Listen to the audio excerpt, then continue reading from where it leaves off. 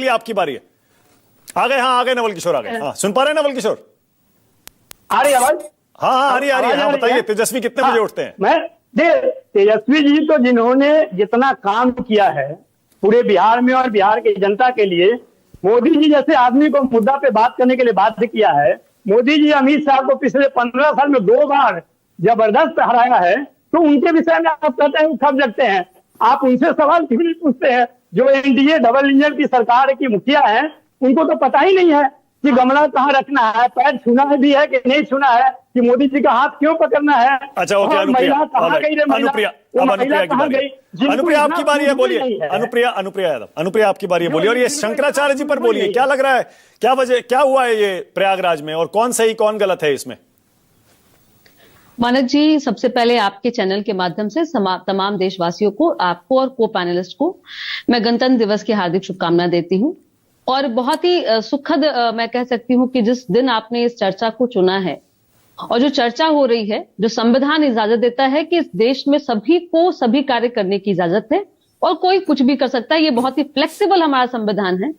लेकिन मेरा मानना है कि मैं अगर इस देश की नागरिक हूं तो मेरा अपना एक स्पेशलिस्ट है कि मैं राजनीतिक व्यक्ति हूं, मैं राजनीतिक विषय पे कहूंगी, सामाजिक चर्चाओं पे मैं शामिल होंगी। धर्म मेरा विषय नहीं है और ना ही मेरी पार्टी के लिए कभी भी ये धर्म और जो सत्ता होता है उसको इक्विवेलेंट नहीं करते हैं, क्योंकि हमारा न्याय के साथ विकास का एजेंडा रहा है। न्याय के साथ विकास मतलब होता है कि संविधान के तहत सभी को इक्वल न्याय मिलना चाहिए, चाहे वो किसी धर्म का हो, किसी के भी बीच में डिस्क्रिमिनेशन नहीं करते। तो मैं मानती हूं कि मेरा विषय नहीं है जिसमें मैं बोलूं।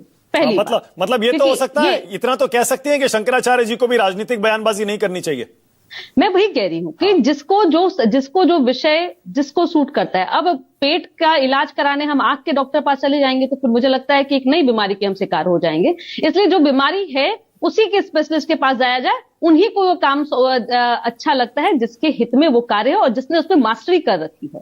तो मेरा एक तो है कि विषय जो सामाजिक मैं कार्य करता हूं और मैंने पीएचडी साइकोलॉजी से की है, तो मेरा धर्म के बारे में बहुत ज्ञान नहीं है, इसलिए मैं किसी के बारे में काम करिए। 18 जनवरी को जो प्रयागराज में हुआ उस पर बता दीजिए, राजनीतिक और प्रशासन के लिहाज से बता दीजिए, क्या सही था शंकराचार्य को रोकना वहां पर वीआईपी स्नान के लिए? जब संगमनोस की तरफ वो जा रहे थे, पालकी के साथ रोकना, फिर उन्होंने बैरिकेड तोड़ दिए, उनके शिष्यों ने, ये बताया गया, फिर उनके शिष्यों की पिटाई हुई, उनको घसीटा गया, इसमें कौन सही था? नहीं, देखिए मैं फिर कह रही हूँ मानक जी, वो क्योंकि वो एक धर्म गुरु हैं और धर्म उनका कार्य है, तो मुझे लगता है कि जब किसी चीज के लिए सामूहिक रूप से आमंत्रण मिला है तो सभी को इजाजत है और सभी को सम्मिलित होना चाहिए था। इस तरह की चीजें नहीं होनी चाहिए, एक बात। लेकिन उन्होंने क्या स्टेटमेंट दिया, अब आजकल मुझे समझ में नहीं आ रहा है कि लोग अपने विषय से बाहर क्यों निकल जाते हैं। ऐसी कौन सी विडंबना आ रखी है या ऐसी कौन सी हड़बड़ी है कि आप दूसरे विषय में। मैं तो आज आपके चैनल के माध्यम से और हाथ जोड़ के विनम्र कहती हूँ कि मेरा इस विषय पर कोई कमांड नहीं है, उससे मैं नहीं बोलूंगी और मुझे कोई गुरेज भी नहीं एक्सेप्ट करने में कि मैं एक सामाजिक कार्यकर्ता हूँ। समाज के विषय पे बोलिए, कानून पे विषय बोलिए, बिहार सरकार के बारे में बात कीजिए, भारत सरकार के बारे में मैं बात करूं। मतलब योगी जी अकेले पड़ गए। जो आज मैंने सवाल पूछा वो सही हो गया ना, कोई उनके समर्थन में बोलने को तैयार नहीं है, ना बीजेपी के अंदर ना एनडीए के अंदर। मलूक नागर बोल रहे हैं बच बच के बस। नहीं, बीजेपी के प्रवक्ता क्यों नहीं है मुझे नहीं पता। आपने मुझे और आपके जो मुझे आमंत्रण मिला है इस विषय पे मिला है कि आप बिहार में एक बड़ी खबर, उसको आप क्यों अछूता छोड़ रहे हैं। क्योंकि मैं बिहार से आती हूं और हमारे साथ में एक जो दल है जिसने अभी अभी चुनाव में अपनी किरकिरी कराई है और जिसके नेतृत्व में किरकिरी हुई है, उन्हीं को राष्ट्रीय अध्यक्ष, ऐसी कौन सी विडंबना है। और हमारे सहयोगी दल है जहां पे आप देख रहे हैं कि जो युवा एक राष्ट्रीय अध्यक्ष के रूप में बना है, जहां उनके पूरे मेहनत पे उनको ये इनाम मिला है कि उनको राष्ट्रीय अध्यक्ष 45 साल की उम्र में नितिन नवीन जी को राष्ट्रीय पद मिला है। लेकिन ऐसा भी एक युवा है क्योंकि एक राजकुमार है, शहजादा है, उसको इसलिए अवार्ड मिलेगा क्योंकि एक वो राजनीतिक पिता का पुत्र है, उन्होंने सत्ता चलाई है, उनकी पार्टी है। बहुत विडंबना है। मुझे तो कल के बैठक के बाद में आरजेडी के तमाम कार्यकर्ताओं के साथ में सहानुभूति है। वो सोच रहे होंगे भैया इतनी करारी हार के बाद में कोई और ढूंढ लेते, कोई और मजबूत चेहरे और मजबूत दृष्टिकोण वाले लोग देखते कि जिसकी राजनीतिक दृष्टिकोण इतनी लंबी होती और सोच होती। आप तो पूछ रहे थे कितने बजे उठते हैं तेजस्वी जी, पूछिए ना, सोते भी है कि नहीं सोते हैं। मुझे लगता है कि भाई इतनी बड़ी कारबार है, अब कैसे बेचारे संभालेंगे। वो क्या करते हैं नहीं भाई, अनुप्रिया नीतीश जी, क्या करते हैं? अनुप्रिया वन ये सेकंड, बिहार की जनता ने बताया है। एक सेकंड, अनुप्रिया एक नहीं, सेकंड, मैं नीतीश जी ये भी कितने आप बजे उठते हैं ये बदतमीजी बाद कर में रहे हैं। पूछूंगा, पहले ये बताइए तेजस्वी कितने बजे उठते हैं, आपके पास ज्यादा जानकारी होगी। नहीं मानक जी, मैं निजी जानकारी नहीं रखती हूँ और मुझे कोई अरे इंटरेस्ट निजी जानकारी नहीं है भाई, ये तो राजनीतिक जानकारी है। नहीं, कहाँ से ये निजी जानकारी है? कोई कब सो रहा है कब उठ रहा है? मैं ना इतना ना कह रही ना हूँ कि ना अब ना वो ना सो नहीं पाएंगे। आज विरोधी वो सो दलों को नहीं सब पता पाएंगे। होता है कि नेता कितने बजे उठता है, घर में किससे मिलता है, कब निकलता है, कहां जाता है, कितने बजे सोता है, कौन आया कौन गया, सब जानकारी रखते हैं।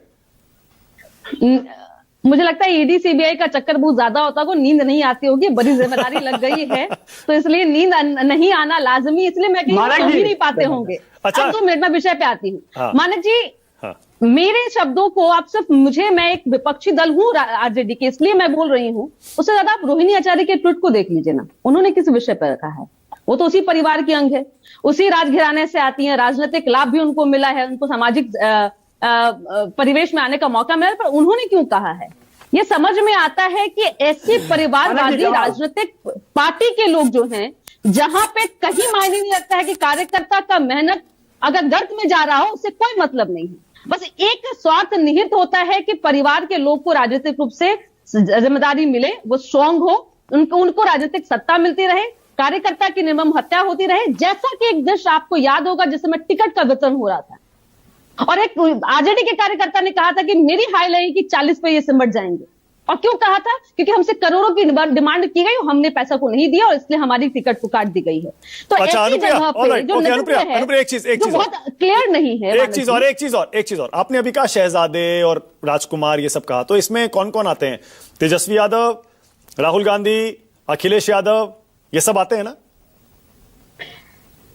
शहजादे का अर्थ यह है, मैं स्पष्ट कर दूं, क्योंकि राजनीतिक में ये बड़ा सवाल यही रह गया है कि अब किसी भी दल में कोई ऐसा व्यक्ति नहीं रह गया कि जहां पे कोई पिता के बाद में पुत्र नहीं हो, लेकिन एक पार्टी का संचालन कर रहा हो व्यक्ति जिसने पूर्व में पिता ने किया हो और उसी के पुत्र को मिल जाए जिम्मेदारी, मैं उसको कहती हूँ राजकुमार। तीनों हो गए ना, मतलब तेजस्वी, राहुल, अखिलेश, तीनों आ गए ना इसमें?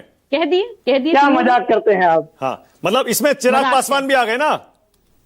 कह सकते हैं, हाँ, क्यों नहीं कह सकते? ठीक है, बहुत बढ़िया। मैं करूंगी मानक जी, ये जलेबी नहीं बनानी है मुझे, और देश की जनता बहुत ही सुध है। हाँ। लेकिन मैं फिर कह रही हूँ, खा के ही आप जिम्मेदारी के साथ में आज तो हमने जलेबी खाया, पूरे देश ने जलेबी खाया है, आप भी खाइए, क्योंकि आज बहुत ही मजबूत दिन है कि भाई इसी संविधान के कारण हम लोग स्वतंत्रता से बात कर रहे हैं। मानक जी देखिए, जिम्मेदारी किसको मिलती है? जो आप अच्छा परफॉर्मेंस करेंगे।